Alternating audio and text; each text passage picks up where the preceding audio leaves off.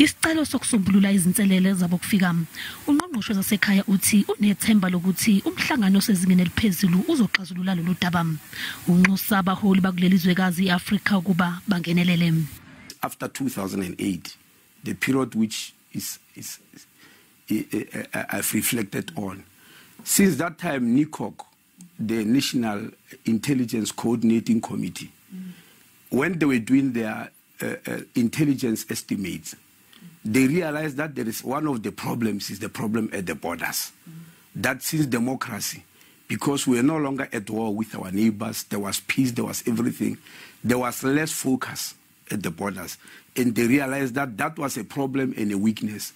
And they recommended that a special border management authority be formed. But unfortunately, it took 10 years for Parliament to pass an act. Ephendula ngenhlangano Operation Dudula, umthwaledi uthe umsebenzi wabomthetho ukwenza uphenyo bafune amaphepha kubantu ababasola ngokuba kuleli ngokungemthetho. Kuxwayiswe labo abanezinhloso ezingekho emthethweni kuleli. It's not about papers as people think. There are people with papers here. Some of them hold very high positions, as I told you, in our SOEs and all that. But these papers are fraudulent. Umnyango wezesakhaya ufuna kube nomthetho oqinile ukuqeda inkohlakalo ngaphakathi kuwo.